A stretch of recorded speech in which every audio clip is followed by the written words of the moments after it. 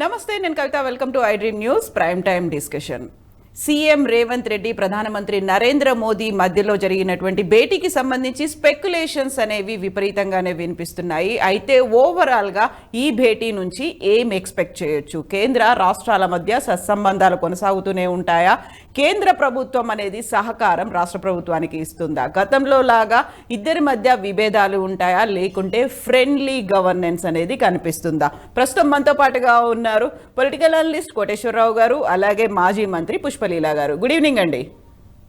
Good evening మా. So Koteswararao గారు, మనం ఏం ఎక్స్పెక్ట్ చేయొచ్చు అంటారు? అంతకు ముందు అయితే ఇద్దరి మధ్య సత్సంబంధాలు లేవు, కోఆపరేషన్ అనేది లేదు అనేది చాలా క్లియర్గా వినిపించింది. ఈసారి ఏం ఎక్స్పెక్ట్ చేయొచ్చు అంటారండి? ఇంతకు ముందు ఉన్నటువంటి ప్రభుత్వానికి కేంద్రానికి కోఆపరేషన్ లేదు అనేటువంటి అభిప్రాయం సరైనది కాదు. ఎందుకు అంటే కేంద్ర ప్రభుత్వం తీసుకొచ్చినటువంటి అనేక చట్టాలని, ప్రజా వ్యతిరేకమైనటువంటి బిల్లులన్నింటినీ కూడా బీఆర్ఎస్ ప్రభుత్వము లేదా టిఆర్ఎస్ ప్రభుత్వం ఎంపీలు సమర్థించారు. అక్కడ ఎలాంటి విమర్శనాత్మకమైనటువంటి వైఖరిని కూడా వాళ్ళు విమర్శించలేదు. ఎందుకు ఈ విధంగా మీరు చేస్తున్నారు అంటే, కేంద్రంతో సఖ్యతగా ఉంటే రాష్ట్రానికి మేలు జరుగుతుంది. గతంలో తమిళనాడులో ఉన్నటువంటి పార్టీలు, ప్రాంతీయ పార్టీలు అదే విధంగా చేశాయి. అందుకని మేము కూడా అదే విధమైనటువంటి సఖ్యతతోటి లేదా కేంద్ర ప్రభుత్వానికి అనుకూలంగా వ్యవహరిస్తున్నాం అని చెప్పేసి వాళ్ళు చెప్పారు. కానీ చివరి 2 సంవత్సరాల్లో జరిగినటువంటి నాటకీయ పరిణామాల్లో మనకు అర్థమైంది ఏంటంటే, బీఆర్ఎస్ ని లేదా టిఆర్ఎస్ ని కూడా పక్కకి నెట్టేసి రాష్ట్రంలో అధికారానికి రావాలన్న బీజేపీ నిర్ణయం కారణంగా వాళ్ళ మధ్య సంబంధాలు దెబ్బతిన్నాయి. అంటే దోబూచులాట్లు. మీరు రైతులు ఆందోళన జరుగుతున్న సందర్భంగా బీఆర్ఎస్ ప్రదర్శించినటువంటి వైఖరిని చూస్తే మనకి స్పష్టంగా కనిపిస్తుంది. ఇక్కడ మంత్రులతో సహా అనేక మందిని బస్ డిపోల ముందు, రోడ్ల మీద ధర్నాలు చేయించినటువంటి కేసీఆర్ గారు ఢిల్లీ వెళ్ళొచ్చిన తర్వాత వెంటనే ఆ ఉద్యమానికి దూరంగా జరిగాడు. ఎక్కడ రైతుల ఉద్యమానికి మద్దతు గాని లేదా సానుకూలంగా మాట్లాడటం గానీ ఏమీ లేకుండా జరిగారు. ఆ తర్వాత జరిగినటువంటి పరిణామం కూడా మనకు తెలిసిందే. కేసీఆర్ ని ఒత్తిడి పెట్టడానికి కావచ్చు, లేదా మరొక కారణంతో కావచ్చు, కవిత గారి లిక్కర్ కేసుని బీజేపీ ఏ విధంగా ముందుకు తెచ్చిందో కూడా మనం చూసాం. దానిలో కూడా మళ్ళా నాటకీయ పరిణామాలు. బీజేపీ తోటి రహస్య ఒప్పందం చేసుకున్న తర్వాత ఆమె అరెస్టు నివారించబడింది అనేటువంటిది కూడా తెలిసిందే. అందుకని అవకాశవాదం, 2 పార్టీల మధ్య ఒకళ్ళనొకళ్ళు అవకాశవాదం అనేటువంటిది మనకు తెలిసిందే. కానీ ఇప్పుడు కాంగ్రెస్ రాష్ట్ర ప్రభుత్వం అధికారంలో ఉన్న తర్వాత అటువంటి రాజకీయ పరమైనటువంటి తెరచాటు వ్యవహారాలకి ఇక్కడ ఆస్కారం లేదు. ఎందుకు అంటే కాంగ్రెస్ ని ఏ విధంగా దెబ్బతీయాలనేటువంటిది బీజేపీ ఎత్తుగడ. అదేవిధంగా బీజేపీని ఏ విధంగానైనా దెబ్బతీయాలనేటువంటిది దేశవ్యాప్తంగా కాంగ్రెస్ ఎత్తుగడ. అందులోనే దానికే ఇండియా కూటమిని అందరికీ తెలిసింది. అందువల్ల ఈ నేపథ్యంలో రేవంత్ రెడ్డి గారు ఇవాళ మర్యాదపూర్వకంగా వెళ్ళి కలుస్తున్నారు, సాంప్రదాయంగా చెప్తున్నారు. మర్యాదపూర్వకంగా కలవడం తప్పలేదు, ఒక ప్రధానమంత్రిని కలవడం తప్పలేదు, లేదా రాష్ట్రానికి రావాల్సినటువంటి నిధులు కానీ లేకపోతే పథకాల గురించి కానీ అడగటం కూడా తప్పలేదు, అడగాలి కూడా. ఎందుకంటే గతంలో చంద్రశేఖరరావు గారి మీద వచ్చింది అదే కదా, అడగందే ఎవరు అమ్మాయినా పెట్టదు అన్నట్టుగా కనీసం అసలు ప్రధానమంత్రిని అడగలేదు అనేటువంటి విమర్శ చంద్రశేఖరరావు గారి మీద ఉన్నది. అందువల్ల అటువంటి విమర్శకు తావివ్వకుండా ఇప్పుడు రేవంత్ రెడ్డి గారు ఢిల్లీ వెళ్ళారు. అయితే ఢిల్లీ వెళ్ళిన తర్వాత ఏం అడుగుతారు ఏమిటనేటంటే, నాకు అవగాహన మేరకు ఢిల్లీ నుంచి మనకు వచ్చేటువంటి పెద్దగా వచ్చేది ఏమి ఉండదు. గత ప్రభుత్వం కూడా మీరు ప్రతి బడ్జెట్ ని చూడండి, కేంద్రం నుంచి మనకు రావాల్సిన నిధులు అంటూ 40,000 కోట్లు, 45,000 కోట్లు అందులో పెడతారు. చివరికి బడ్జెట్ సవరించిన బడ్జెట్లకు వచ్చేసరికి అవన్నీ రాలేదు కనుక వాటన్నింటినీ తీసేస్తున్నట్టు సవరించిన బడ్జెట్ లో పెడతారు. మళ్ళా మరుసటి సంవత్సరం కూడా అదే కాదు. అటువంటి వాటిలో ఏమున్నాయి? కాళేశ్వరానికి నీతి ఆయోగ్ సిఫార్సు చేసినటువంటి నిధులు 20,000 కోట్లు, 25,000 కోట్లు ఇవ్వాలని సిఫార్సు చేసింది. అవి కూడా మాకు రావాల్సినవే, హక్కుగా రావాల్సినవే అని చెప్పేసి దానిలో పెట్టారు. కానీ కేంద్ర ప్రభుత్వం ఏం చెప్పిందంటే, అదేమి బైండింగ్ కాదు, నీతి ఆయోగ్ సిఫార్సు చేసింది అంతే, నీతి ఆయోగ్ సిఫార్సు చేసినటువంటి వాటన్నిటిని మేము ఇవ్వాల్సినటువంటిది ఏం లేదు, అందుకని వాటిని మేము ఇవ్వాల్సిన అవసరం లేదని చెప్పేసి చెప్పింది. అదే ఆంధ్రప్రదేశ్ లో ఉన్నటువంటి వివాదాలతో ఆంధ్రప్రదేశ్ నుంచి విద్యుత్ కొనుగోళ్లకు సంబంధించి రావాల్సినటువంటి అమౌంట్ అని అది కూడా పెట్టారు. ఆ విధంగా బడ్జెట్ లో చూపించడం, క్లెయిమ్ చేయడం, ఆ తర్వాత రాలేదనే పేరుతో చేసింది. ఇక తాత్కాలికమైనటువంటి సర్దుబాట్లు అంటే ఇప్పుడు జిఎస్టీ కానివ్వండి, లేకపోతే పొరపాటున తెలంగాణకు రావాల్సినటువంటి సొమ్ము ఆంధ్రప్రదేశ్ ఖాతాకి వెళ్ళిందని, అట్లాంటివన్నీ కూడా వాటిని సరిచేస్తారు. ఒక 4 రోజులు కాకపోతే 5 రోజుల తర్వాత అయినా ఈ ఆర్థిక సంవత్సరాలన్నీ సరిచేస్తారు. ఇక మిగిలినటువంటి జిఎస్టీ బకాయిలు, లేకపోతే వెనుకబడిన ప్రాంతాలకి ప్రతి ఉమ్మడి జిల్లాకి 50 కోట్లు గత సంవత్సరాల బకాయిలు ఏ సాంకేతిక కారణాలతో ఆపారనేటువంటిది మనం పరిశీలించాలి. వాటన్నిటిని అది పెద్ద సమస్య కాదు, ఎందుకంటే జిల్లాకు 50 కోట్లు కనుక మొత్తం 9 జిల్లాలు 10 జిల్లాల్లో హైదరాబాద్ మినహాయిస్తే 450 కోట్లు, 2 ఏళ్ళకి 3 ఏళ్ళకి అయితే 1200 కోట్లు. ఇవన్నీ కూడా ఏంటంటే ఇవాళ రాష్ట్రం ఆర్థిక పరిస్థితిలో ఎదుర్కొంటున్నటువంటి స్థితిని చూస్తే కేంద్రం నుంచి వచ్చేటువంటి నిధులు పెద్దగా ఉండవు అనేది నా అభిప్రాయం. సో పుష్పలీల గారు, ఇప్పుడు విభజన హామీలు ఉన్నాయి, రాష్ట్రానికి హక్కుగా రావాల్సినటువంటి నిధులు ఉన్నాయి, వీటన్నిటి మీద ఫోకస్ ఉంటుందా? కేవలం ఒక కర్టసీ కాలేనా, లేకపోతే పిఎంని కలవడంతో పాటుగా అధిష్టానాన్ని కూడా వెళ్లి కలిసి మంత్రివర్గ విస్తరణ గురించి మాట్లాడొస్తారా? ఇప్పుడు సమయం లేదు, తక్కువ టైం ఉంది. ఒకటి రాష్ట్ర ఖజానా అంతా ఖాళీ అయిపోయి మా చేతికి అందించారు. సో ముఖ్యమంత్రి గారికి కత్తి పెట్టేసి 2 రోజుల్లో చేస్తావా, 1 రోజులో చేస్తావా అని ఎక్కిన 2వ రోజు నుంచే మొదలు పెట్టేశారు టిఆర్ఎస్ వాళ్ళు. అంటే తిన్న దొంగ అని అరిచినట్టుగా ఉంది పరిస్థితి. ఆర్థికంగా మొత్తం ఖజానా ఖాళీ చేస్తున్నారు. వీళ్ళకి అసలు అడిగే అర్హత కూడా లేదు. ఇది జనాలంతా కూడా చూస్తున్నారు, మన అసెంబ్లీలో కూడా మనం చూసాము ఎంత 2 రోజులు కూడా అనేసి. కానీ దాన్ని మళ్ళీ కవరించుకున్నారే అంటే మామూలుగా కవరింగ్ ఇచ్చుకున్నారు. ఎలా అంటే కేసీఆర్ గారు ఒక 6 నెలలు చూడమన్నారు కాబట్టి మేము అబ్జర్వ్ చేస్తామని, అంటే ఏదో పెద్ద మా మీద ఏదో సానుభూతి చేస్తున్నాడు. వీళ్ళ తప్పులన్నీ బయట తీయడానికి మా 6 నెలలు ఎందుకమ్మా, 3 నెలలే చాలు మాకు. సో ఇప్పుడు ఒక పక్కన రివ్యూస్, రెండోది మాకు రమ్మాల్సిన కేంద్ర జాబితా, రాష్ట్ర జాబితాలో ఉన్న ఉమ్మడి అంశాలను కానివ్వండి, మాకు సంబంధించిన ఏదైతే సపరేట్ గా అంటే తెలంగాణ వచ్చిన తర్వాత మాకున్న నిధులు, రాష్ట్రాలకు రావాల్సిన నిధులు కానివ్వండి, వాటినన్నిటి కూడా ట్యాక్స్ రూపంలో కానివ్వండి, వీటినన్నిటి కూడా మేము ఇచ్చిన 6 వాగ్దానాలలో కూడా చాలా వరకు కూడా వాటినన్నిటి కూడా ఏ రకంగా కేంద్ర ప్రభుత్వం మాకు రావాల్సిన వాటాను కూడా ఇవ్వకుండా కొన్ని దగ్గర ఆపారు. ఇంతకు ముందే చెప్పారు, వారు సిఫార్సు చేశారు నీతి ఆయోగ్ అని. అంటే అసలు అర్థం ఉందమ్మా, సిఫార్సు అనడం అంటే ఏంటి? అసలు నీతి ఆయోగ్ ని ఎందుకు పెట్టారు? అంతకు ముందున్న పేరు వేరు, ఇప్పుడు దాని పేరు మార్చారు నీతి ఆయోగ్ అని. సో దాని బాధ్యత ఏంటి? ఎవరికి రావాల్సిన వాళ్ళ నిధులను వాళ్ళు ఖచ్చితంగా నిర్దేశించి చెప్పడం అనమాట.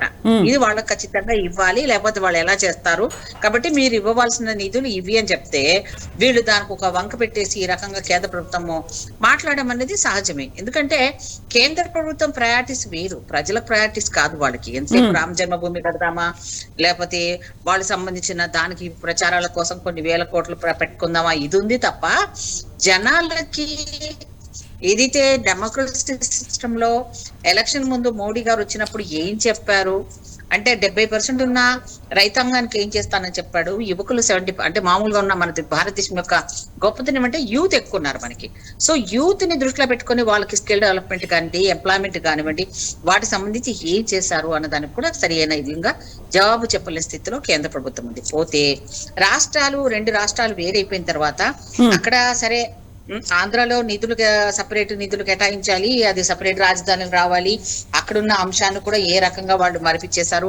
అక్కడ నుంచి ఏదో కలశాలతో మట్టిని తీసుకొచ్చారు, ఆ కలశాల మట్టిని అయితే జనాల మొఖాలు కొట్టారు, పూజలు చేయించారు, సపరేట్ నిధులు లేదు, అడిగేవాడు లేడు అక్కడ. సరే అక్కడ జగన్ గారు వచ్చారు, జగన్ గారు లెవెల్ ఉన్నది, అక్కడ ఉన్న ప్రాబ్లమ్స్ అక్కడ ఫేస్ చేస్తూనే ఉన్నారు జనాలు. మోడీ గారు వచ్చిన తర్వాత ఆర్థిక వ్యవస్థ, జీడిపి రేటు కానివ్వండి, ఈ రోజు మనకి ఆర్థిక మంత్రిగా ఉన్న నిర్మలా సీతారామన్ లాంటి వ్యక్తి మనకు రావడం ఈ దేశానికి పెద్ద దౌర్భాగ్యం. ఒక మహిళగా ఆ పోస్ట్ ఆవిడకి ఇచ్చారన్నది సంతోషపడాలి తప్ప అంతకు మించి ఏం లేదు. ఈ బంగారు కత్తి అయితే కత్తిసుకొని కోసుకున్నట్టుగా ఉంది ఇప్పుడు ఆమె ఆర్థిక విధానాలు. ఆవిడ మాట్లాడే అంశాలు చూస్తే రాష్ట్ర బడ్జెట్ యొక్క అంటే కేంద్రంలో బడ్జెట్ ప్రవేశపెట్టిన విధానాన్ని చూస్తేనే నవ్వొచ్చింది నాకు. చిన్న సూట్ కేసులో పర్సులో వేసుకొని వచ్చింది ఆవిడ.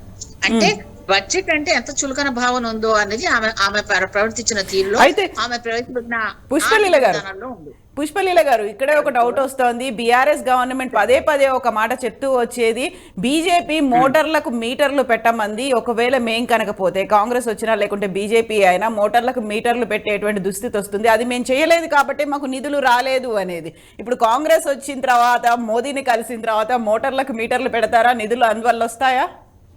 ఏ పెద్ద జోక్ అమ్మా ఇది. ఎందుకలా? జోక్, ఇట్లా జోక్ చెప్పనా? గతంలో నేను మంత్రిగా తెలుగుదేశంలో ఉన్నప్పుడు కదా, అప్పుడు మాకు ట్రయాంగిల్ పోటీ ఉంది, సిపిఎం వాళ్ళు ఉండేవాళ్ళు. అయితే నాది కమ్యూనిస్ట్ ఏరియా. అక్కడ సేమ్ ఇదే ప్రచారం చేశారు వాళ్ళు. అయ్యో చంద్రబాబు నాయుడు గారు వచ్చేస్తే మోటార్లకు మన కరెంటు దానికి మీటర్లు పెడతారంట, అప్పుడు మన కరెంటు బిల్లు పెరిగిపోతాయని అప్పుడు ప్రచారాలు చేశారు. కానీ అప్పుడు జనాలు నమ్మలేదు. ఇప్పుడు మోడీ గారి పేరుని వీళ్ళు ఉపయోగించుకున్నారు, ఎలా ఉపయోగించుకున్నారు మనం చూసాం. ఒకటి, వీళ్ళు ముగ్గురు కూడా చైన్ లింక్ వ్యవహారాలు నడిపారు. ఎలా? ఇక్కడ హైదరాబాద్ లో ఎంఐఎం, ఇక్కడ టిఆర్ఎస్ అంటే బిఆర్ఎస్, అక్కడ మోడీ, ఈ ముగ్గురు కలిసి ఏ రకంగా రాజకీయ ప్రయోజనాల కోసం రాష్ట్రాలను తాకట్టు పెట్టారనేది మనం చూసేసాం. ఇకపోతే దీనికి సంబంధించి కూడా ఎక్కడ కూడా మోడీ అడగకపోవడం కానివ్వండి, ప్రతిసారి వెళ్ళిన కేసీఆర్ గారు ఏం అడిగారు అనేది నీకు తెలుసా, నాకు తెలుసా? మన ఇద్దరికి మనకు తెలీదు, జనాలకు తెలియదు. ఏం మాట్లాడాడు అంటే, మాకు సంబంధించినంత నువ్వేం ఇవ్వనవసరం లేదు, కానీ మా మీద పెట్టిన కేసులు కానీ ఎంక్వైరీలు కానీ ఇవ్వకండి, ఎందుకంటే మీ మంత్రులే వచ్చి మాకు సర్టిఫికెట్లు ఇచ్చేటట్టు చేయండి చాలు అన్నారు. అదే చేశారు. ప్రతి సెంట్రల్ మినిస్టర్ వచ్చాడు, బీజేపీ ఆఫీస్ కు వెళ్లకుండానే డైరెక్ట్ గా వెళ్ళి బీఆర్ఎస్ మంత్రులను అప్రిషియేట్ చేసి వెళ్ళారు. అక్కడే వాళ్ళ ఆ పార్టీలోనే చాలా విభిన్నమైన ఆలోచన విధానాన్ని ఆ రోజులో, ఎందుకంటే నేను అక్కడ ఉన్నాను కాబట్టి, బీజేపీలో ఉన్నాను. ఇప్పుడు వీళ్ళు చెప్పేది కరెంటు మోటార్ల వల్ల మాకు డబ్బులు రాలేదు కాబట్టి ఇవ్వలేదు అని చెప్పడం అనేది చాలా హాస్యాస్పదం అమ్మా. అంటే జనాలు వీళ్ళు ఏమనుకుంటున్నారంటే, పెద్ద రాజకీయం మాకే తెలుసు, ఆర్థిక వ్యవస్థ, ఆర్థిక విధానాల సబ్జెక్టులు జనాలకు ఏం అర్థం కాదనుకుంటున్నారు. అసలు వాళ్ళకి అర్థం కావట్లేదమ్మా. వాళ్ళకి అర్థం కాక జనాలు మభ్య పెట్టాలని చూశారు, కానీ జనాలు చాలా తెలివైన వాళ్ళు, సరైన తీర్పు ఇచ్చి ఇంటికి పంపించేశారు. ఇప్పుడు మనకు ఆర్థిక వ్యవస్థను అంతా చిన్నాభిన్నం చేసిన వీళ్ళు ఈ రోజు మోడీ గారి దగ్గరికి, మా ముఖ్యమంత్రి గారు ఒకటి కటేసి కాలు, డెఫినెట్ గా ఫస్ట్ టైం అధికారంలో వచ్చాడు, కటేసి కాలు కోసం వెళ్లాల్సిందే ఒక ముఖ్యమంత్రి హోదాలో. రెండోది, మాకు రావాల్సిన ఉన్నాయో, మాకు రావాల్సిన నిధులు నీతి ఆయోగ్ దగ్గర నుంచి కానివ్వండి, ప్రాజెక్టుల విషయంలో కానివ్వండి, ట్యాక్స్ లెవెల్లో కానివ్వండి, జిఎస్టీ లెవెల్లో కానివ్వండి, మాకు ఎక్కడైతే రావాల్సినవి ఉన్నాయో అవన్నీ కూడా అడగడానికి కూడా వెళ్ళాం. ఎందుకంటే మాకు రావాల్సింది మా రైట్ అది. ఎందుకంటే మనకు ఇప్పుడు హైదరాబాద్ అనే దాంట్లో హైయెస్ట్ లెవెల్ మనకి ఇన్కమ్ సోర్సెస్ ఇచ్చింది కూడా హైదరాబాదే. కాబట్టి మాకు రావాల్సిన వాటాలను వీళ్ళు తీసుకుంటున్నారు, కానీ తిరిగి మాకు ఇచ్చే దాంట్లో మాత్రం వీళ్ళు డిలే చేస్తున్నారు అనేది గత ప్రభుత్వంలో వాళ్ళు పట్టించుకోలేదు. కనీసం వాళ్ళు కరెంటు విషయంలో కానివ్వండి, ప్రాజెక్టు విషయంలో కూడా మాకు అసలు రిక్వెస్ట్లే పెట్టలేదు, వీళ్ళకి మేము ఇస్తామన్నా కూడా వాళ్ళు ఇవ్వలేదని వంక చెప్పిన వీళ్ళు ఈ రోజు ఆ సిఫార్సులు అనే మాట మాట్లాడుతున్నారంటే నవ్వు వస్తుంది. ఒకటి. రెండవది ఏంటంటే, ముఖ్యమంత్రి గారు కొత్తగా ముఖ్యమంత్రి అయ్యారు, ఆయనకు అనుభవం లేదు అని అన్నారు. పుట్టుక నుంచి ఎవరు ముఖ్యమంత్రి కారమ్మా, ఏవైనా కూడా అనుభవంతోనే వస్తాయి. మన రాజ్యాంగంలో మన డెమోక్రసీ సిస్టమ్ లో చదువు రాని వాళ్ళు ముఖ్యమంత్రి అయిన వాళ్ళు ఉన్నారు. దానికి అంత మాత్రాన వాళ్ళు పరిపాలన దక్షిణత లేదా వాళ్ళకి? టీఎన్జే లాంటి వాళ్ళు కూడా చేశారు ముఖ్యమంత్రిగా. వాళ్ళ పక్కన ఒక అడ్మినిస్ట్రేషన్ వ్యవస్థ ఉంటుంది, అన్ని తెలిసిన వాళ్ళు, చదువుకున్న వాళ్ళు, సార్ ఇది చేస్తే ఇలా ఉంటది అని చెప్పి నిపుణులు సలహాలు ఇస్తారు. దాన్ని బట్టి ఎలా నడిపించాలనే తెలుసు. కానీ రేవంత్ రెడ్డి గారికి ఆయనకు అనుభవం లేదు, ఆయన ముఖ్యమంత్రి ఎట్లా అవుతారంటే, మరి మీకేమన్నా మీరు పుట్టుక నుంచి వచ్చారా? కేటీఆర్ ముఖ్యమంత్రి కొడుకు కాబట్టి మంత్రి పదవి వచ్చింది, హరీష్ రావు అల్లుడు కాబట్టి మంత్రి పదవి వచ్చింది, ఆమె ఎవరు, మన కవితమ్మ తండ్రి పేరు చెప్పుకొని లిక్కర్ స్కామ్ చేసింది. సో ఇవన్నీ వాళ్ళకున్న అర్హతలు. దేశాన్ని మోసం చేయడానికి అయితే మాకున్న అర్హతలు, రేవంత్ రెడ్డి గారికి ఉన్న అర్హతలు ఏవైతే ఉన్నాయి, ప్రజల కోసము పనిచేసే కాంగ్రెస్ ప్రభుత్వం ఆశయాలను, ప్రజల సంక్షేమం వచ్చేసే ఇందిరాగాంధీ దగ్గర నుంచి సోనియమ్మ గారు ఏదైతే తెలంగాణ కోసం, తెలంగాణ ప్రయోజనాల కోసం ఏదైతే చేశారో అవన్నీ నష్టపోయిందని తిరిగి కాంగ్రెస్ పార్టీని తీసుకొస్తేనే దీనికి సరైన న్యాయం జరుగుతుందని రేవంత్ రెడ్డి గారి నాయకత్వంలో ఈ రోజు కాంగ్రెస్ పార్టీ ఒక ముఖ్యమంత్రి హోదాలో మళ్ళీ అధికారంలో రావడం జరిగింది. సో కోటేశ్వరరావు గారు, జరిగిన నష్టాన్ని తిరిగి పూడ్చుకునే ప్రయత్నం, ఒక ప్యాచప్ చేసే ప్రయత్నం, ఒక గ్యాప్ ను తొలగించుకునే ప్రయత్నం రేవంత్ సర్కార్ చేయబోతుందా? అంటే ఇప్పుడు కేంద్ర ప్రభుత్వానికి, రాష్ట్ర ప్రభుత్వానికి అంత గ్యాప్ అయితే ఏమీ లేదు.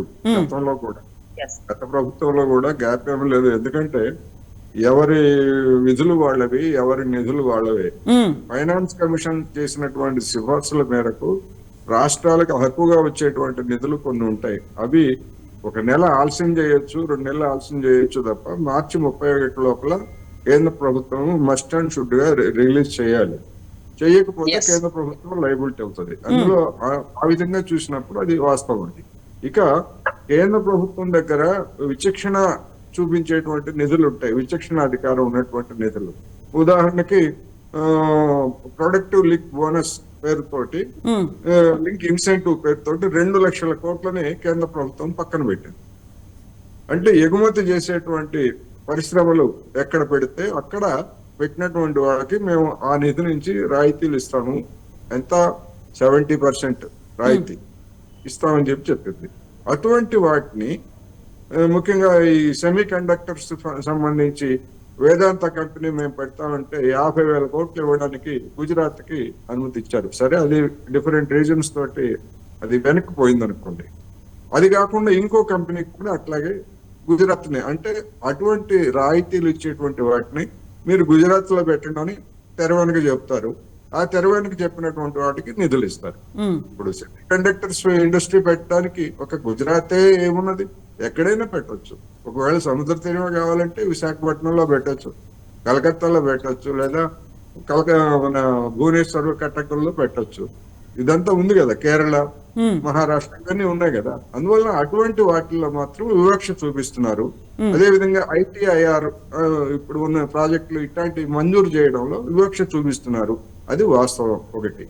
అందువల్ల కేంద్ర ప్రభుత్వం నుంచి రావాల్సినటువంటి, ఇక మీరు అన్నారు విద్యుత్ మీటర్లకు సంబంధించి, ఈ విద్యుత్ మీటర్లు అంటే కేంద్ర ప్రభుత్వము తాను చేయదలుచుకున్నటువంటి సంస్కరణలని బలవంతంగా రుద్దడానికి ప్రయత్నిస్తూ ఉంది. అయితే మన ఫెడరల్ విధానంలో ఆ విధంగా బలవంతంగా రుద్దితే రియాక్షన్స్ వస్తాయి కనుక దాన్ని ఏంటంటే మరొక పద్ధతిలో దొడ్డిదారిని అమలు జరుపుతున్నారు. ఏమిటి అంటే, ఫలానా విద్యుత్ సంస్కరణ అమలు జరిపితే అమలు జరిపినటువంటి రాష్ట్రాలకి మేము ప్రోత్సాహకంగా ఈ నిధులు ఇస్తాము, ఈ గ్రాంట్లు ఇస్తాము, ట్రాన్స్కోలకు కానీ జెన్కోలకు కానీ ఇటువంటి పథకాలకి అవసరమైనటువంటి గ్రాంట్లు ఇస్తామని చెప్పేసి ఇండైరెక్ట్ గా చెప్తుంది. అది కూడా షరతులు వర్తిస్తాయి, మీరు మీటర్లు పెడితే అని ఒకటి. ఇప్పుడు మన ఆంధ్రప్రదేశ్ లో చూసాం, ఆంధ్రప్రదేశ్ లో కూడా ఆర్థిక పరిస్థితి అంత బాగాలేదు. రోజువారీ అడ్డా మీద కూలీలాగా రోజువారీ వస్తే తప్ప అక్కడ గడవని పరిస్థితి ఉంది. అందుకని జగన్మోహన్ రెడ్డి గారు ఏం చేశారు, అక్కడ రైతులు లేకపోతే ఇతర అందరు వ్యతిరేకిస్తున్నా గానీ వాటన్నిటిని పక్కన పెట్టేసి మీటర్లు పెట్టడానికి అంగీకరించాడు. ఆ మీటర్లు కూడా ఎవరివి అంటే అదానీ కంపెనీ తయారు చేసినటువంటి మీటర్. అంటే అదానికి లబ్ధి చేకూర్చడంతో పాటు దాన్ని మీటర్లకు పెట్టినందువలన 0.5% మేరకు అప్పు తెచ్చుకోవడానికి కేంద్ర ప్రభుత్వము రాయితీ ఇచ్చింది.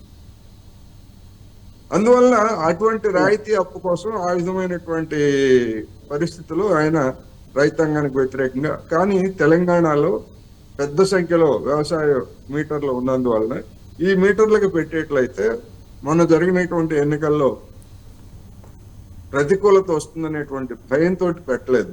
కానీ కేంద్ర ప్రభుత్వం దగ్గర ఎంత మేరకు అంగీకరించారంటే సబ్ స్టేషన్స్, ట్రాన్స్ఫార్మర్ల వరకు మేము మీటర్లు పెడతామని చెప్పేసి కేసీఆర్ ప్రభుత్వం అంగీకరించి వచ్చింది.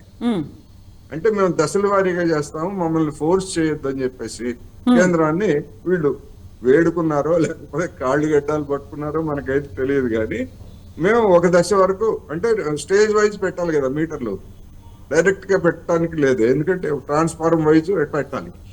ఆ విధంగా ఒక దశ వరకు పెట్టడానికి అంగీకరించారు. మరి రేవంత్ రెడ్డి గారు మీటర్లు పెడతారంటే ఉత్తమ్ కుమార్ రెడ్డి అయితే ఆ మాటను ఖండించినట్టున్నారు కదా కోటేశ్వరరావు గారు. మోటార్లకు మీటర్లు పెట్టాలి అనేటువంటి ప్రస్తావన అసలు ఎక్కడా లేదు అనేది అసెంబ్లీలో ఉత్తమ్ కుమార్ రెడ్డి నుంచి వచ్చినట్టుంది. అసెంబ్లీలో ఉత్తమ్ కుమార్ రెడ్డి గారు ఏం చెప్పారు అనేటువంటిది కాదు, కేంద్ర ప్రభుత్వం గైడెన్స్ మార్గదర్శక సూత్రాల్లో అవన్నీ ఉన్నాయి. వాటిని అమలు జరిపేటువంటి రాష్ట్రాలకి ఫలానా ప్రోత్సాహకాలు ఇస్తామని అవన్నీ ఉన్నాయి. అందువల్ల ఇండైరెక్ట్ గా రుద్దుతున్నారు. ఆ రుద్దటానికి లొంగిపోయి పెట్టినటువంటి రాష్ట్రాలకి నేను చెప్పినట్టుగా రుణాలు తీసుకోవడంలో 5% రిలాక్సేషన్ ఇస్తే ఆ మేరకు రుణాలు తెచ్చుకుంటారు. ఇటువంటివన్నీ కొన్ని ఉన్నాయి. కానీ ఇక్కడ తెలంగాణలో తెలంగాణలో కేసీఆర్ కూడా ఎందుకు పెట్టలేదంటే వ్యవసాయ విద్యుత్ మీటర్లు ఆంధ్రప్రదేశ్ తో పోలిస్తే ఇక్కడ ఎక్కువ, అందువల్ల వెంటనే రియాక్షన్ వస్తుంది రైతాంగంలో. ఎందుకు దాని యొక్క ఇంకా ఆంధ్రప్రదేశ్ లో స్మార్ట్ మీటర్లు పెట్టడానికి కూడా ఇక్కడ ఏర్పాటు చేస్తున్నారు మిగతా వినియోగదారులకు కూడా. అంటే ఏంటి, ఇప్పుడు మనం ఎట్లాగైతే ఫోన్ రీఛార్జ్ చేసుకుంటున్నామో ఆ మీటర్లు పెట్టిన తర్వాత ఆ మీటర్లకు సంబంధించినటువంటి అమౌంట్ ముందు మనం కట్టేయాలి వినియోగదారులు. ఆ తర్వాత ఇప్పుడు మనం చూసాం గ్యాస్ ని ఎట్లా అయితే సబ్సిడీ ఎత్తేసి ముందు మీరు మొత్తం కట్టండి, సబ్సిడీ అమౌంట్ ఏదన్నా ఉంటే మీకు బ్యాంకుల్లో వేస్తామని చెప్పేసి వేస్తున్నారు కదా ఇప్పుడు. అదే విధంగా విద్యుత్తుకు కూడా మొత్తం వినియోగదారులు ముందు కట్టేసిన తర్వాత ఏదన్నా సబ్సిడీ ఉంటే మేము ఇస్తామని చెప్తారు. ఒకవేళ రాష్ట్రం దగ్గర సబ్సిడీ ఇవ్వడానికి డబ్బులు లేవనుకోండి, ఇప్పుడు మనం చూస్తున్నాం రేవంత్ రెడ్డి గారి ఇబ్బంది ఏది, రైతు భరోసా మొత్తం ప్రకటించినప్పటికీ ఇంకా పూర్తిగా ఇప్పటికి రాలేదు. అవును, ఇన్ని రోజుల్లో కూడా అదే పరిస్థితి ఆలస్యమైందనుకోండి, రేపు రైతుల పరిస్థితి ఏమిటి? ఒకవేళ డిఫాల్ట్ అయ్యారనుకోండి, రేవంత్ రెడ్డి గారు అవుతారా లేకపోతే ఇంకోరు అవుతారా అని కాదు, అయితే లేదు మేము చెల్లించలేము, సబ్సిడీ మేము చెల్లించలేము చేతులు ఎత్తేసారనుకోండి, రైతులు కట్టాలి కదా. ఇవన్నీ ఎందుకు చేస్తున్నారంటే ఈ పంపిణీ సంస్థలన్నింటినీ కూడా ప్రైవేటీకరణ చేయాలంటే ఈ విధంగా ప్రభుత్వంతో నిమిత్తం లేకుండా, ప్రభుత్వ సబ్సిడీలతో నిమిత్తం లేకుండా వినియోగదారుల నుంచి ముందు వసూలు చేసుకోవడం పద్ధతి ఉంటే తర్వాత ప్రభుత్వం ఇస్తే వినియోగదారులకి ఇస్తారు, లేకపోతే వినియోగదారులు నష్టపోతారు. పంపిణీ కంపెనీలకు వచ్చేటువంటి నష్టం ఏమి ఉండదు. దీని వెనకాల ఉన్నటువంటి లాజిక్ ఇది. ఇప్పుడు పుష్పలీల గారు తెలుగుదేశంలో ఉన్నారు కనుక ఆమె చెప్తున్నారు కానీ ఇట్లాంటి వాటన్నింటికి ప్రపంచ బ్యాంకు రుద్దినటువంటి ఇట్లాంటి వాటన్నింటికి చంద్రబాబు నాయుడు అంగీకరించి వచ్చారు. అది వాస్తవం. అది ఏదో సిపిఎం వాళ్ళు అట్లా చెప్పారు కానీ వాస్తవం కాలేదని కాదు, అది వాస్తవం. ఏ సంస్కరణ అయినా కానీ అది క్రమంగా ఇంప్లిమెంట్ చేస్తారు తప్ప మరొకటి కాదు. అందువల్ల ఈ కత్తి ఎప్పుడు వేలాడుతూనే ఉంటుంది. దాన్ని ఎట్లా తప్పించుకుంటారో రేవంత్ రెడ్డి గారు అనేటువంటిది మనం చూడాల్సింది. సో కత్తి తప్పించుకునే ప్రయత్నంలో అందులో భాగంగానే ఫస్ట్ భేటీ ఒక కర్టసీ కాల్, దాంతో పాటుగా మెల్లిగా విజ్ఞప్తులు వినతులు ఇవన్నీ కూడా ఉంటాయా, డిమాండ్స్ ఉంటాయా? చెప్పలే ఉంటుంది. ఇప్పుడు కర్టసీ కాల్ అనేది సంస్కారానికి సంబంధించినటువంటి అంశం. ఇప్పుడు నరేంద్ర మోడీ గారు తెలంగాణకు వస్తే మన కేసీఆర్ ని రావద్దని చెప్పి కబురు చేశారు. మరి దానికి ప్రతిగా ఏం చేశారు, ఢిల్లీ వెళ్ళి కూడా ప్రధానమంత్రిని కలవడానికి కూడా కేసీఆర్ తిరస్కరించినటువంటి ఇవన్నీ చూసినవి. అవి దాని వల్ల వచ్చేటువంటి లబ్ధి గాని లేకపోతే హాని గాని ఏమి ఉండదు. అవి సంస్కారానికి సంబంధించినటువంటి అంశాలు తప్ప మరొకటి కాదు. అందువల్ల డెఫినెట్ గా రాష్ట్రానికి రావాల్సినటువంటి వాటిని డెఫినెట్ గా అడగాలి, హక్కుగా అడగాలి. పుష్పలీల గారు చెప్పండి. పార్టీలు వేరైనప్పటికీ కూడా రాష్ట్ర ప్రయోజనాలు అమ్మా గతంలో వీళ్ళు ముగ్గురు ఉన్నారు తోడు దొంగలు కాబట్టి ఈ ముగ్గురు ఇవన్నీ కూడా రావాల్సిన దాన్ని ప్రజలకు ఎక్కడ చెప్పకుండా కేంద్ర ప్రభుత్వం యొక్క దుర్నీతిని బయట పెట్టడానికి వీళ్ళు వాళ్ళ సప్రయోజనాలు ఉన్నాయి కాబట్టి బయట పెట్టలేదు తల్లి. ఇప్పుడు మాకు సప్రయోజనాలు ఏం లేదు, ప్రజల ప్రయోజనమే మా ప్రయోజనం కదా. సో కేంద్ర ప్రభుత్వం అయితే ఎవరైతే మాకు రావాల్సింది ఇవ్వకపోతే మేము కేంద్ర ప్రభుత్వాన్ని కూడా వదిలిపెట్టే ప్రసక్తి లేదు. ఎందుకంటే రేపు రాబోయే ఎలక్షన్స్ లో పార్లమెంట్ ఎలక్షన్స్ ఉన్నాయి. రేవంత్ రెడ్డి గారు కాదు కదా, మా ప్రజలకు కూడా అర్థమయ్యేటట్టు చెప్తున్నాం కదా ప్రతిదీ. ఏదో మాకు ఇంత రావాల్సింది, కేంద్ర ప్రభుత్వం ఇలాంటి డిమాండ్ పెడతా ఉంది కాబట్టి మనకు రావాల్సింది ఇది ఇవ్వటం లేదు అంటే దీని ఇంపాక్ట్ మరి రేపు పొద్దున ఎలక్షన్లు ఉంటాయి కదా తల్లి. మీరు అన్నట్టుగా ఆయన మాతో అది ఫార్మాలిటీ కోసం వెళ్ళాడా, కట్టసి కోసం వెళ్ళాడా, ప్రజల కోసం వెళ్ళాడా అనేది చూస్తే యాజ్ పర్ రూల్ ప్రకారంగా ముఖ్యమంత్రి గారి ప్రభుత్వం చేంజ్ అయిన తర్వాత కలవడం అనేది ఆనవాయితీ. అది అవునన్నా కాదన్నా ఆనవాయితీలో భాగంగా ఎలాగో వచ్చాను కదా కాబట్టి ఇది కూడా పని చేసుకుని వెళ్ళాలి. ఎందుకంటే షార్ట్ టైం ఆల్రెడీ వీళ్ళంతా మా మీద బండ మోపిపోయారు. ఆ బండకు మరి సమాధానం చెప్పాలంటే మరి ఆ గుదిబండలాగా మారకుండా ఉండాలంటే మరి కేంద్ర ప్రభుత్వం మాకు రావాల్సింది మాకు ఇవ్వాలి. ఇవ్వకుంటే ఎలా తీసుకోవాలన్నది కూడా మాకు తెలుసు. ఇప్పుడు కాగ్ రిపోర్ట్ ఇక్కడే కాదు, పార్లమెంట్ లో కూడా ఉంటుంది, అసెంబ్లీలో కూడా ఉంటుంది. మీరు మాకు రావాల్సిన వాటాలు ఎంత, మాకు ఇవ్వాల్సిన ఏంటి, ఎందుకు ఇవ్వట్లేదు, తర్వాత వీళ్ళు ఎలా డైవర్ట్ చేస్తారో అలాగే మోడీ కూడా వదిలిపెట్టాం మేము. మోడీ గారి దేనికి ఇవ్వాలి, దేనికి ప్రాధాన్యత ఇవ్వాలి, దేనికి ప్రాధాన్యత ఆయన ఇచ్చాడు. ఇప్పుడు రామ్ జన్మభూమి కడుతున్నారండి, బాబ్రీ మసీదు, రామ మందిరం కట్టారు. అక్కడ ఇన్ని వేల కోట్ల రూపాయలు అవసరమా తల్లి? అది ప్రయోజనాల కోసం, ప్రజల కోసము, హెల్త్ కోసం కానివ్వండి, ఎడ్యుకేషన్ కోసం కానీ, ఫార్మర్స్ కోసం కానీ అంతెందుకు తల్లి? నాకు చాలా బాధాకరంగా ఉంది. జై జవాన్ జై కిసాన్ అమ్మ మన దేశ నినాదం. ఒక పక్కన దేశాన్ని కాపాడే సైనికులకి రక్షణ లేదు మన దేశంలో, రైతులకి లేదన్నది మోడీ నిర్వహించి చూసాం. 3 చట్టాలు, నల్ల చట్టాలు తెచ్చాడు. జవాన్ మొన్న జమ్మూ కాశ్మీర్, నిన్న కాక 2 రోజుల కింద జమ్మూ కాశ్మీర్ లో 4 బిడ్డలు చనిపోయారు. ఆ 4 బిడ్డలకు ఒక కేంద్రం లెవెల్లో ఉన్న ప్రభుత్వంలో ఉండి సిగ్గుచేటు ఇంతవరకు వాళ్ళని పరామర్శించిన ఒక కేంద్ర మంత్రి వెళ్ళలేదు, దాని గురించి అంశంగా తీసుకోవట్లేదు. వాళ్ళు ఎంత పేదవారమ్మా, కడు పేదవారు వాళ్ళు. వాళ్ళ ఇల్లు మట్టి గోడలమ్మా. వాడి పెళ్లిళ్ళకి కావాల్సిన చెల్లెలు ఉన్నారు, చిన్న పిల్లలు ఉన్నారు. మీరు ఒక రెజల్యూషన్ పాస్ చేయండి. పనికి మళ్ళీ గుడిలు మారుస్తామా, భారతదేశం పేరు మారుస్తామా అన్నది కాదు మాకు కావాల్సింది. మాకు కావాల్సింది గుడి కంటే ముందు బడిలు కావాలి.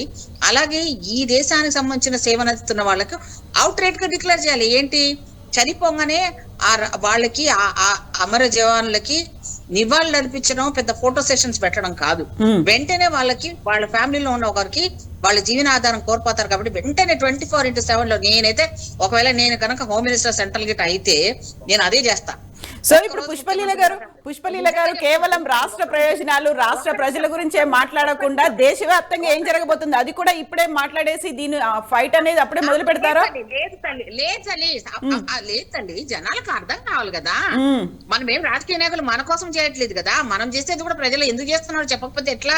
నాకు తెలిసి ఆ విఘ్నులు అనే వాళ్ళు కూడా వినకపోతే ఎట్లా తల్లి? మీరు కూడా వినాలి, చెప్పాలి. తెలియలేదు ఇప్పుడు ఆ 4 చనిపోయిన వాళ్ళకి ఒక 10 లక్షలు వాళ్ళ పిల్లల చదువుల కోసం వల్ల వాళ్ళకి ఫ్రీ ఎడ్యుకేషన్ అని అనౌన్స్మెంట్ చేయలేడా? కానీ ఈ రోజు అంత ప్రయారిటీ ఇచ్చి ఫ్రీ దర్శనాలు చేయిస్తాం, 3 నెలలు బస్సులు పెడతాం, యాత్రలు పెడతామండి. ఎవరికి కావాలయ్యా నీ భక్తి? ఇది కాదు కదా ఈ దేశానికి కావాల్సింది. అన్ఎంప్లాయిడ్ యూత్ ఈ రోజు చనిపోతా ఉన్నారు. స్కిల్ డెవలప్మెంట్ లో ఎన్ని ఇచ్చావు? మేక్ ఇన్ ఇండియా ప్రాజెక్ట్స్ కిందకి ఎక్కడెక్కడ ఇచ్చావు నువ్వు? మేక్ ఇన్ ఇండియా ప్రాజెక్ట్స్ పెట్టారు కదా, ఎక్కడిచ్చావు నువ్వు? ఏ రాష్ట్రానికి ఇచ్చుకున్నావు? ఎన్ని డబ్బులు ఇచ్చావు? ఈ రోజు ఇన్ని దేశాలకు కలగబెట్టి వచ్చారు కదా, ఎన్ని కోట్ల రూపాయలను తీసుకొని వచ్చావు ఈ దేశానికి పెట్టుబడులు? ఇవన్నీ మనం అడగకూడదా? ఎందుకు చెప్పకూడదా చెప్పండి? రాష్ట్రాల లిమిట్ రాష్ట్రాల వరకే ఉంటదమ్మా. కేంద్ర రాష్ట్ర సంబంధాలతోటే ఈ డెమోక్రసీ సిస్టమ్ ఉంది. పార్లమెంట్ లో చట్టసభలు ఎలా ఉన్నాయి, రాష్ట్రాల నుండి చట్టసభలు కూడా అంతే లెవెల్లో ఆ ప్రాధాన్యత ఉంటాయి. 2 కూడా కలిసి పనిచేస్తాయి కోఆర్డినేషన్ తో. దానికి సంబంధం లేదు. ఆ సబ్జెక్టు మాట్లాడదంటే ఎలా కుదురుతుంది తల్లి? ఇప్పుడు నీతి ఆయోగ్ అనే సంస్థలో సిఫార్సు అంటున్నాడు. అసలు సిఫార్సు కాదు బాబు, ఇయ్యాలని అంటున్నాం. మాకు రావాల్సిన ముఖ్యపిండి వసూలు చేసుకోవాలా లేదా మేము? సో నేనేమంటున్నానంటే రేవంత్ రెడ్డి గారు కత్తి కాదు, ఏం కాదండి. ఆయన డెఫినెట్ గా ప్రజల తరఫున ఫైట్ చేసి రేపు ప్రధానమంత్రి గారితో ఏమేమి అంశాలు మాట్లాడతారో ప్రజల ముందు చెప్తాడు. మాకు ఇవ్వకపోతే వాళ్ళ సంగతి ఏంటో కూడా జనాలు చూసుకున్నట్టు తెలియజేస్తాం. వదిలిపెట్టాం మేము. సో కోటేశ్వరరావు గారు, కెన్ వి ఎక్స్పెక్ట్ లోపల ఏం జరిగింది, ఏం మాట్లాడుకున్నారు, ఏ అంశాల మీద చర్చకు వచ్చాయి, ఇట్లాంటివన్నీ కూడా బయటకు వచ్చి చెప్తారా? పుష్పలీల గారు అన్నారు, మీరన్నారు గతంలో ఒక లోపాయకార ఒప్పందం ఉంది, లేకుంటే సహాయం అనేవి ఉన్నాయి, కాకుంటే బయటికి మాత్రం వెల్లడించలేదు అన్నట్టుగా. ఇప్పుడు పక్క రాష్ట్రం ఉన్నటువంటి ఆంధ్రప్రదేశ్ లో జగన్మోహన్ రెడ్డి గారు నెలకోసారి మన తిరుపతి వెంకటేశ్వర స్వామి దర్శనానికి వెళ్ళినట్టుగా నరేంద్ర మోడీ గారిని, హోంమంత్రి గారిని కలిసి వస్తుంటారు. బహుశా ఆయన కలిసినన్ని సార్లు ఏ ముఖ్యమంత్రి కలిసి ఉంటారు. కానీ ఆ రాష్ట్రానికి ఒరిగినటువంటి ఇదేమీ లేదు. ఆ రాష్ట్రానికే కాదు, యావత్ తెలుగు జాతికి గర్వంగా ఉండేటువంటి విశాఖ ఫ్యాక్టరీని మేము అమ్మేస్తామని పదే చెప్తా ఉంటారు కేంద్ర ప్రభుత్వ పెద్దలు. అందువల్ల అదనంగా వచ్చింది ఏమంటుందంటే ఏమీ లేదు. రాష్ట్రానికి విభజనకు సంబంధించినటువంటి విభజన హామీలు కానీ, రైల్వే జోన్ ఏర్పాటు, ఇప్పుడు మనకు ఉదాహరణకి తెలంగాణలో ఎన్నికల సందర్భంగా పసుపు బోర్డు ఇచ్చినట్టు నరేంద్ర మోడీ గారు ప్రకటించారు. అవును. అంతకుముందు జరిగినటువంటి చర్చ ఏంటి, ధర్మపురి అరవింద్ గారు బాండ్ రాసిస్తే తర్వాత ఏదో ఒక ఎక్స్టెన్షన్ ఆఫీసరు ఒక విస్తరణ కార్యాలయాన్ని ఇచ్చి ఇదే పసుపు బోర్డు అనుకోండి, ఇది పసుపు బోర్డు కంటే పెద్దది అని చెప్పేసి బీజేపీ పెద్దలు డిస్కషన్స్ లో జనాన్ని నమ్మించేందుకు ప్రయత్నించారు. తర్వాత పసుపు బోర్డు అన్నారు. ఆ పసుపు బోర్డు ఇంతవరకు ఎక్కడ పెట్టారు, ఎందుకు పెట్టలేదు, ఎన్ని రోజులు పెట్టాలి పసుపు బోర్డు? దానికి సంబంధించినటువంటి ఒక చైర్మన్ లేకపోతే ఒక కమిటీ, ఆఫీసు, ఇట్లాంటివి మళ్ళీ ఏం మాట్లాడరు. ఎందుకు మాట్లాడరంటే అది ఎన్నికల వాగ్దానం జుమ్లా. డెఫినెట్ గా చెప్తున్నాను. మళ్ళా ఆంధ్రప్రదేశ్ లో విశాఖ రైల్వే జోన్ ఏర్పాటు చేస్తామని చెప్పేసి బహుశా ఈ రోజుల్లోనే అంటే 2019 ఎన్నికలకు ముందు ప్రకటించారు. ప్రకటించిన తర్వాత ఇంతవరకు అక్కడ రైల్వే జోన్ ఏర్పాటు చేయలేదు. అదేవిధంగా మేము కొన్నిటికి గిరిజన యూనివర్సిటీ పెడతామంటే మాకు స్థలం ఇవ్వలేదని చెప్పేసి ఇక్కడ పెద్ద నాటకం ఆడారు.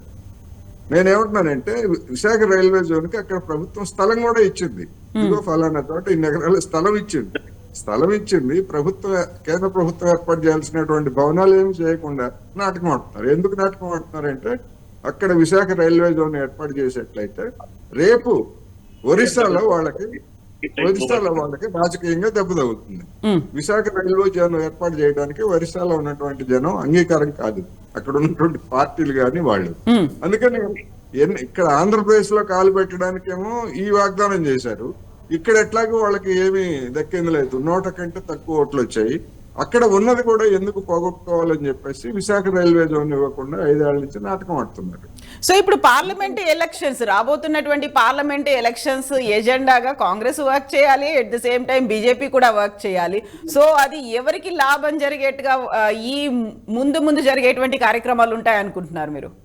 అందుకనే ఇప్పుడు రేవంత్ రెడ్డి గారు కట్టసీతో పాటు ఒక ఎజెండాని రాష్ట్ర ప్రజల తరఫున న్యాయమైనటువంటి ఒక ఎజెండాని కూడా ప్రధానమంత్రి ముందు పెట్టుంటారు. ఎందుకు అంటే అది రేపు ఎన్నికల్లో అదొక ప్రచారాస్త్రం అవుతుంది. ఎన్నికలకు ముందు మేము నరేంద్ర మోడీ గారిని అడిగాము, ఆయన స్పందన లేకపోతే ఆయన పనితీరు ఇలా ఉందని చెప్పేసి రేపు ఎన్నికల్లో డెఫినెట్ గా, ఎందుకంటే రాజకీయాలు ఇప్పుడు కేసీఆర్ చెప్పాడు కదా, మేము రాజకీయాలు చేయకుండా ఉంటామా మేము అని చెప్పేసి చెప్పారు కదా. అందుకని రేవంత్ రెడ్డి గారు కూడా రాజకీయవాదే, కాంగ్రెస్ రాజకీయ పార్టీ తప్ప ఇది ఒక మఠం కాదు, లేకపోతే స్వామీజీ రాజకీయ పార్టీ అని చెప్పారు కదా, రాజకీయ పార్టీ అని చెప్పారు. అందుకని ఎవరు రాజకీయం వాళ్ళు చేశారు. ఇప్పుడు మనకి ఏం అడిగారు, ఏం స్పందన వచ్చిందనేటువంటిది ముఖ్యమంత్రి గారు ప్రకటించిన తర్వాత మళ్ళా మనం ఒకసారి దాని మంచి చెడ్ల గురించి చర్చించుకోవచ్చు అనేది. అయితే గతంలో ఒక మాట వచ్చింది, కేంద్రం ఇస్తున్నటువంటి పథకాలకి నరేంద్ర మోదీ ఫోటో లేదు, అది కూడా పెట్టాలా, దానికంటే కూడా మేమే ఎక్కువ ఇస్తున్నాం కదా, ఇలాంటి వివాదాలు కూడా కనిపించాయి కదా. ఈసారి అలాంటి వివాదాలు లేకుండా వచ్చాయి. ఇప్పుడు అది ఒక విధంగా చెప్పాలంటే ఒక చౌకబారు వ్యవహారం. ఉదాహరణకి నరేంద్ర మోడీ ఇప్పుడు కరోనా సందర్భంగా వ్యాక్సిన్ వేశారు. కేంద్ర ప్రభుత్వమే మేము ముందు రాష్ట్రాలే భరించాలని చెప్పింది. దాని మీద వ్యతిరేకత రావడంతో కేంద్ర ప్రభుత్వమే చెప్పింది. కేంద్ర ప్రభుత్వమైనా రాష్ట్ర ప్రభుత్వమైనా పన్నులు చెల్లించేది, ఆదాయం ఇచ్చేది మనమే కదా. కానీ వ్యాక్సిన్ సర్టిఫికెట్ మీద నరేంద్ర మోడీ గారి బొమ్మ ఎందుకంటే భారతదేశ బొమ్మ ఉండాలి తప్ప, భారత బొమ్మ ఉండాలి, లేకపోతే బొమ్మలు ఏమీ లేకుండా ఇవ్వచ్చు.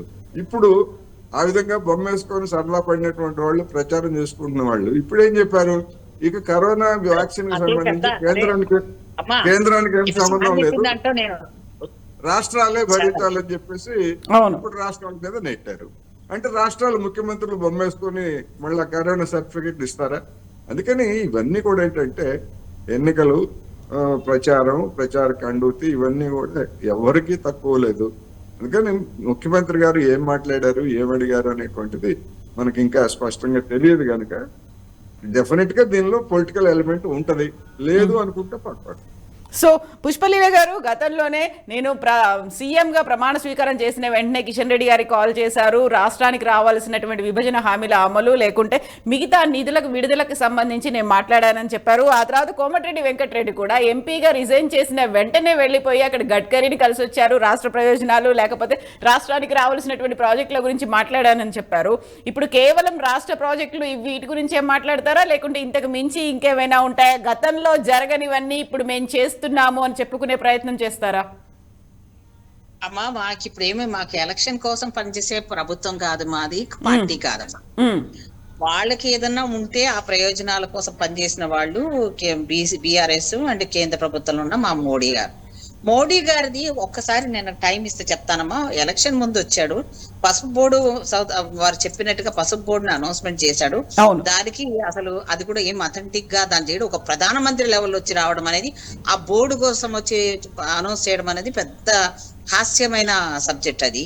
రెండోది, ఒక ప్రధానమంత్రి లెవెల్ వచ్చి వాళ్ళిద్దరు సంబంధాలు బెడిసి కొడుతున్నాయి ఇంటెలిజెన్స్ రిపోర్ట్ తీసుకొని, వీళ్ళు గెలిచే ఇది లేదు కాబట్టి ఆ లాస్ట్ మూమెంట్ కి వచ్చేసి నాకు బీఆర్ఎస్ వాళ్ళు వచ్చేసి కేసీఆర్ వచ్చి నా దగ్గరకు వచ్చారు, నా పార్టీకి కలుపుతానని అన్నారు, నేను వద్దన్నారు. అసలు నవ్వులటగా తీసుకున్నారు జనాలు. ఒక ప్రధానమంత్రిగా నువ్వు వచ్చి ఈ మాటలా నువ్వు చెప్పేది, దీనికోసమా నువ్వు 4-5 రోజులు ఉన్నావు ప్రధానమంత్రి లెవెల్లో? అంటే ఏంటి, అందితే జుట్టు, అందకపోతే అంటే అందితే కాళ్ళు, లేకపోతే అందకపోతే జుట్టు. ఇలాంటి రాజకీయ వ్యవస్థను భ్రష్టు పట్టించిన వాళ్ళు ఇద్దరు నాయకులు చరిత్రలో ఎగిలిపోతారు. ఒకరు మోడీ గారు, ఒకరు బిఆర్ఎస్ మన సో కేసీఆర్. అలాంటప్పుడు వాళ్ళ దగ్గర నుంచి ఒక సహకారం అనేది ఉంటుందని మీరు అనుకుంటున్నారా? రాజకీయాలే చేస్తున్నారు అనుకున్నప్పుడు అమ్మా, ఎవరు సొత్తు కాదు, ప్రజల సొత్తు. ఎవరు వాళ్ళ ఉన్నా ఇష్టం ఉన్నా ఇష్టం లేకపోయినా ఎవరికి ఇవ్వవలసింది వాళ్ళు ఇవ్వాల్సింది. ఇవ్వలేదు అనుకోండి, రేపొద్దున పార్లమెంట్ ఎలక్షన్ లో వీళ్ళ సంగతి కూడా జనాలు చూస్తారు. నువ్వు ఏ దానికి, ఇప్పుడు మేము కాగ్ రిపోర్ట్స్ అయితే నేను ఇచ్చింది కాదు, మీరు ఇచ్చింది కాదు, నీదే చెప్పితే నేను విననంటున్నాడు ఈ పెద్ద మనిషి. కాగ్ అనేది ఎక్కడిదమ్మా? అది ప్రజలకు సంబంధించిన ఒక రిపోర్ట్, నివేదిక. అసలు మనకి ఎంత ఏ షాప్ ఎన్ని డబ్బులు కేటాయించారు, దాన్ని కేంద్ర ప్రభుత్వం కూడా ఎక్కడెక్కడ డైవర్ట్ చేసింది, దేని ప్రయారిటీని తీసుకుంది, దేని ప్రయారిటీ తీసుకోవాల్సిందో తీసుకోవాలని దానికి ఎందుకు డైవర్ట్ చేసింది, ప్రచారం కోసం ఎన్ని వేల కోట్ల రూపాయలు ఖర్చు పెట్టింది, ఇవన్నీ లెక్కలు చెప్పిద్దామా, అవన్నీ తీస్తాం కదా. సో ఈ రోజు ఇక్కడ మీడియాను కట్ చేసేసాడు, ఇక్కడ ప్రశ్నించకుండా చేసి ప్రతిపక్షం లేకుండా చేసిన ఘనత ఇక్కడ ఈయన దక్కితే, అక్కడ రాహుల్ గాంధీ గారు పాదయాత్ర చేసిన తర్వాత, భారత్ జోడో యాత్ర చేసిన తర్వాత ప్రశ్నించకుండా ఆయన పార్లమెంట్ నుంచి బయట పంపించిన గొప్ప నాయకుడు ఈ మోడీ. అంటే ఏంటంటే భయం పుట్టింది వీళ్ళకి. మోడీ గారి గురించి గ్రాఫ్ తగ్గిపోయింది. మీరు చూడండి, మొన్న 4 మళ్ళీ మూడోసారి కూడా నేనే ప్రధానమంత్రిని అవుతానని మోదీ చెప్తున్నారు కదా, గతంలో కంటే ఎక్కువ మెజారిటీ వస్తుంది అన్నారు ఆయనే. అమ్మా, ఈయనేం వాజ్పేయి గారు కాదమ్మా, ఈయన మోడీ. ఆయనకి ఆ వాజ్పేయి గారికి జమీన్ ఆస్మాన్ ఫరక్ ఉంటుంది మన తెలంగాణ భాషలో చెప్పాలంటే. ఆయన లీడర్షిప్ లో ఉన్న మేధా సంపత్తి గాని, సబ్జెక్ట్ నాలెడ్జ్ గాని, మా ముఖ్యమంత్రిని అంటారు కానీ ప్రధానమంత్రి స్పీచ్ విన్న వాళ్ళందరూ నవ్వుతున్నారు. అది నా ఇంగ్లీషు కాదు, నా సబ్జెక్ట్ నాలెడ్జ్ కాదు. అంతెందుకమ్మా, సుబ్రహ్మణ్యం గారు ఉన్నారు కదా, వాళ్ళ పార్టీకి సంబంధించిన వాళ్ళు, సుబ్రహ్మణ్యం స్వామి, ఆయన రాజ్యసభ మెంబర్. మీరు ఒక కాడ ఆయన క్లిప్పింగ్ అన్నట్టు పెడతాను, నవ్వుతున్నాడు ఆయన. చీచీ మా కర్మ, ఇలాంటి ప్రధానమంత్రి ఉన్నాడు, దేని మీద ఏది మాట్లాడాలో తెలియదు నాకు, ఇంత నాలెడ్జ్ లేని ప్రధానమంత్రి దేశంలో రావడం, నా పార్టీలో ఉన్నాను నేను చెప్తున్నాను అంటే నాకు ఎంత బాధలో ఉన్నానని ఆయన వీడియోస్ నీకు పంపమంటే పంపుతాను, సోషల్ మీడియాలో పెట్టమంటే చూస్తాను నేను. స్వామి ఎవరో కాదు కదా, వాళ్ళ పార్టీ నాయకులే కదా. అంటే ఏంటి, సబ్జెక్ట్ నాలెడ్జ్ లేని వ్యక్తి ఒక చాయ్ వాలా అని చెప్పి పదవిలోకి వచ్చినాక పదవి ఆకాంక్షలో ఉంటూ మాట్లాడిన ఈ వ్యక్తికి మా రాష్ట్రాలకు సంబంధించినంత వరకు ఒక కేంద్రీకృతమైన వ్యవస్థలో నడిపించాలంటే అది కుదరదు కదమ్మా, అధికారం కోసమని. ఎవరికి రావాల్సిందంటే వికేంద్రీకరణ కావాలి మనకి. వికేంద్రీకరణలోనే అధికారాన్ని సమానంగా పంచుకోవడానికి ఎవరి పనులు వాళ్ళు చేయడానికి బాగుంటది. నేను కేంద్రీకృతం చేస్తాను, నేను చెప్పింది చెల్లాలి, నేను గుళ్ళు కట్టిస్తాను, గోపురాలు కట్టిస్తాను, మీరు భజనలు చేసుకోండి అని ఎన్నికన్నాళ్ళు చెప్తారా? అయిపోయింది.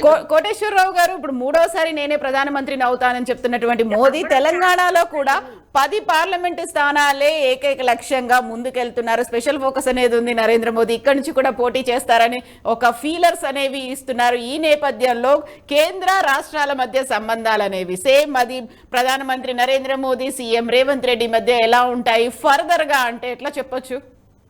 ఫర్దర్ గా రాష్ట్ర నిబంధనల ప్రకారమే ఉంటాయి. రాజకీయంగా ప్రత్యర్థులు, 2 పార్టీలు మామూలు ప్రత్యర్థులు కాదు. ఎందుకంటే వీళ్ళని వాళ్ళు అధికారం నుంచి దించివేయాలనేటువంటి తీవ్రమైనటువంటి ప్రత్యర్థులుగా కాంగ్రెస్ ఉన్నాయి. అందువల్ల దాని ప్రభావం కూడా డెఫినెట్ గా రాష్ట్ర మీద పడుతుంది. ఇప్పుడు ఎన్నికల సమయం గనక కేంద్ర ప్రభుత్వం కూడా ఆ విధమైనటువంటి ఘర్షణకి రాష్ట్ర ప్రభుత్వం తోటి పూనుకునేటువంటి అవకాశాలు పరిమితంగా ఉంటాయి. ఎందుకంటే నష్టపోతారు. ఇప్పటికే తెలంగాణకి, ఆంధ్రకి అన్యాయం చేసిందనేటువంటి అభిప్రాయం ఉంది కనుక ఓటర్లు బీజేపీని ఇక్కడేమో పరిమితంగా బలపరిచారు. ఆంధ్రప్రదేశ్ లో 100 కంటే వాళ్ళకి తక్కువ ఓట్లు వచ్చాయి, అంతకు మించి వచ్చే పరిస్థితి కూడా లేదు. అందువల్ల ఇక్కడ మేము 10 సీట్లు తెచ్చుకుంటాం, 15 సీట్లు తెచ్చుకుంటాం, హైదరాబాద్ కూడా గెలుస్తాము అని చెప్పేసి చెప్పుకోవచ్చు తప్ప అదొక మైండ్ గేమ్. చెప్తున్నారు. ఇంతకు ముందు కూడా ఏం చెప్పారు, చివరి 10 రోజుల్లో పరిస్థితి మాకు అనుకూలంగా మారింది, నిశ్శబ్ద విప్లవం వచ్చిందని చెప్పేసి కిషన్ రెడ్డి గారే చెప్పినటువంటి చూసాము. చివరికి ఎట్లా బొక్కబొర్లు పడ్డారో మనకు తెలిసిందే. ఇప్పుడు కూడా మళ్ళీ అదే స్టార్ట్ చేశారు. లోక్సభ ఎన్నికలు వేరు, అసెంబ్లీ ఎన్నికలు వేరు. లోక్సభ ఎన్నికల్లో నరేంద్ర మోడీ గారిని చూసి ఓట్లేస్తారు, అందుకని మేము గెలుస్తాం అంటున్నారు.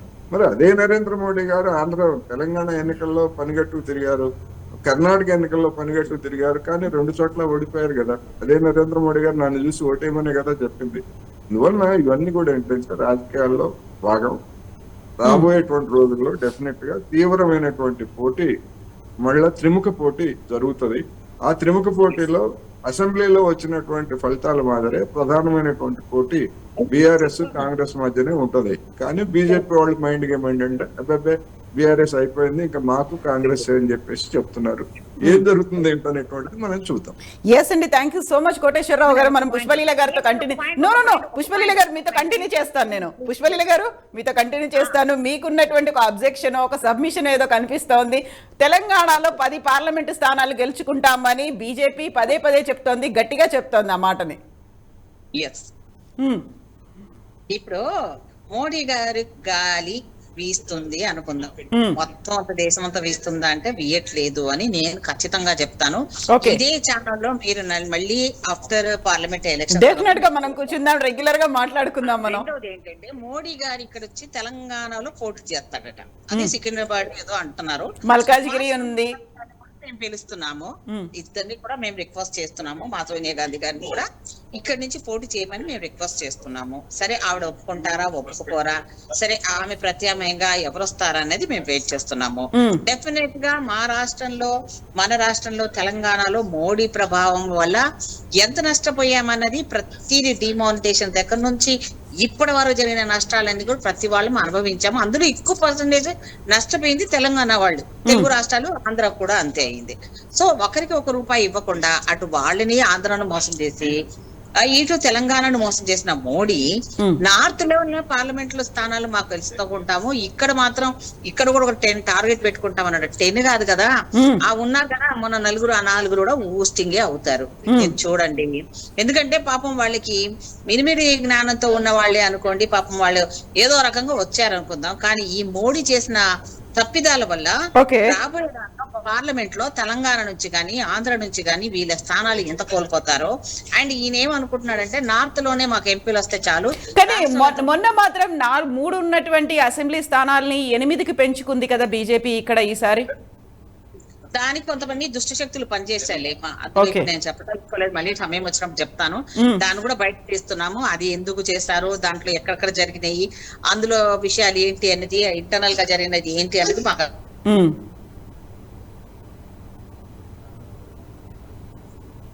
ఎందుకంటే జనాలు అనుకుంటున్న మోడీకి నువ్వు ఎంత యాక్టింగ్ చేసినా నటనకు పేటెంట్ రైట్ ఇవ్వాలంటే మోడీ గారికి ఇవ్వాలి, అబద్ధాలకు పేటెంట్ రైట్ ఇవ్వాలంటే కేసీఆర్ గారికి ఇవ్వాలి.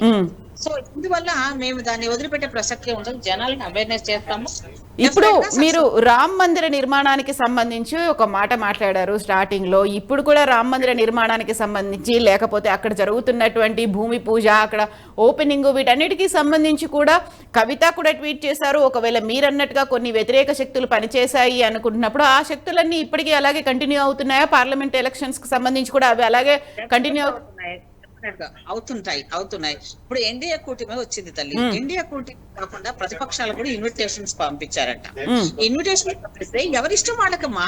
నువ్వు హిందీ తత్వాన్ని ఏమన్నా టేకన్ అంటే నువ్వు టేకేదాబ్ అయిపోయావా, లేకపోతే పేటెంట్ రైట్ నువ్వు హిందీ తత్వానికి? నువ్వేదో గుడి కట్టించావు, గుడికి అందరు రావాలి, రాని వాళ్ళంతా కూడా చరిత్రహీనులు అవుతారు, వీళ్ళు ఏదో అనుకుని నువ్వు రాజకీయంగా వాళ్ళని పిలిచి అవమానపరచడం అంటే ఏంటి? ఎవరికి ఇష్టం? మతం అనేది పర్సనల్ ఇష్యూ, దేవుడు అనేది పర్సనల్ ఇష్యూ.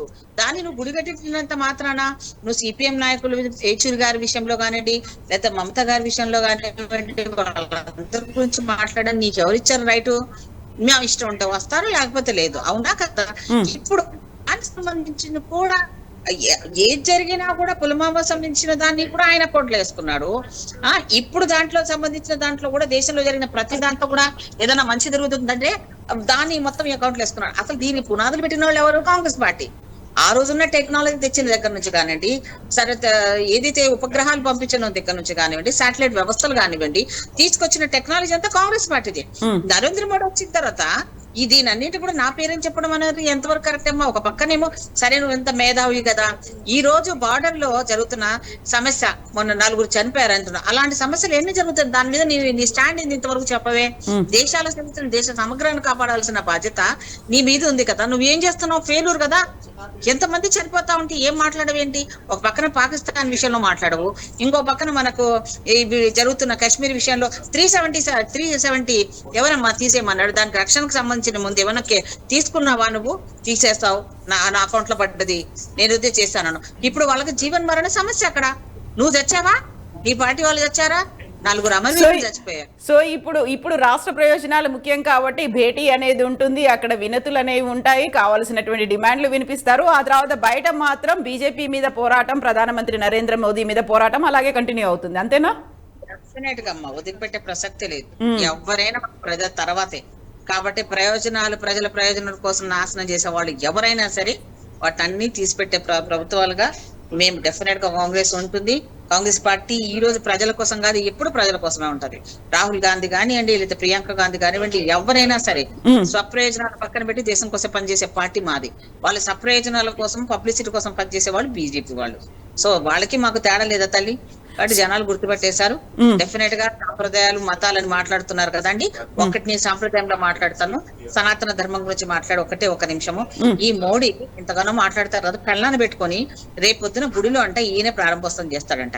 రాముడు అటువంటి వాడు పూజ చేసేటప్పుడు సీతమ్మ లేకపోతే ప్రతిమను పెట్టి పూజ చేశాడు. మరి ఈయన పెళ్ళం బతికే ఉన్నాగా పెళ్ళాన్ని పక్కన పెట్టుకొని మరి పూజ చేస్తాను కదా, ఆ పూజకి ఏమైనా విశిష్టత ఉంటది, దానికి ఏమైనా లాభం జరుగుతుంది, లేదా అరాచకం కదా, లేకుంటే ఏదైనా చెడు జరుగుతుంది కదా. పెళ్ళాం పెట్టుకున్నా బతుకున్నాం కూడా పెళ్ళాంతో ఇనాగ్రేషన్ చేయడట. వాళ్ళ అమ్మ చచ్చిపోతే గుండు కూడా చేయించుకోలేదు దుర్మార్గంగా.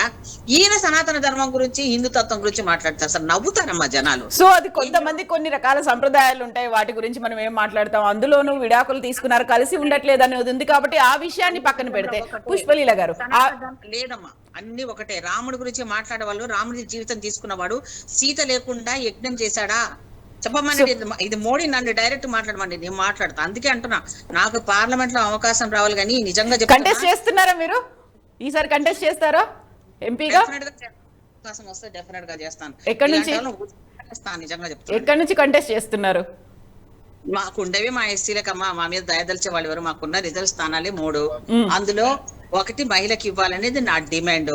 మాదిగ కమిటీ నుంచి నేనే ఉన్నాను, సీనియర్ నేనే ఉన్నాను.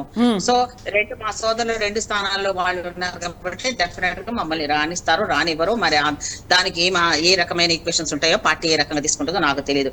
కానీ పార్లమెంట్ లో నా లాంటిది మాత్రం ఉంటే, దళితుల మీద ప్రేమ ఎట్లా నటించాడు, కాళ్ళు గడిగి నెత్తిని పోసుకున్న తర్వాత వాళ్ళ గురించి పట్టించుకోని ప్రధానమంత్రి యొక్క అసలైన రూపం బయట పడేస్తాను.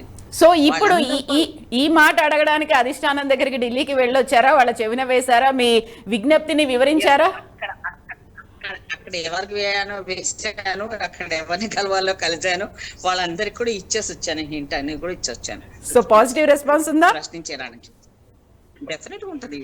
కానీ అలాంటిది ఒక్కతే ఉంటది కదా మా సింగిల్ ఆర్మీ. డెఫినెట్ గా పనిచేసే వాళ్ళ కోసం, ప్రజల కోసం చేసే దాంట్లో నేను నంబర్ 1.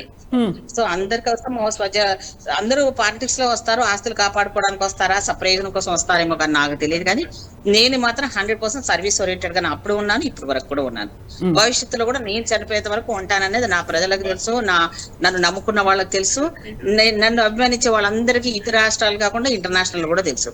కాకపోతే పార్టీ వాళ్ళకి భయం ఏంటంటే, అన్ని పార్టీల వాళ్ళకి భయం ఏంటంటే పుష్పలి లాంటిది వచ్చింది అనుకోండి, అన్ని కూడా తెలుస్తుంది కాబట్టి ప్రశ్నించడం మొదలు పెట్టిందంటే మాకు ఆన్సర్ దొరకదు. కాబట్టి అక్కడ నుంచి వాళ్ళు ఇండైరెక్ట్ గా రాజకీయాల్లో ప్రెషర్స్ పెడుతుంటారు. కానీ ఎవరెన్ని చాపినా జరుగుతుంది, మంచి అనేది ఉందని నమ్ముతాను. డెఫినెట్ గా కాంగ్రెస్ పార్టీ ఆలోచిస్తుందని నేను అనుకుంటాం. సో ఈసారి స్ట్రాంగ్ గా ఫీల్ అవుతున్నారా కాంగ్రెస్ పార్టీ అనౌన్స్ చేయబోతున్నటువంటి ఎంపీ క్యాండిడేట్స్ లిస్ట్ లో పుష్పలీల గారి పేరు ఉంటుందని? 100% ఉండాల్సిందే నా డిమాండ్, అంతే.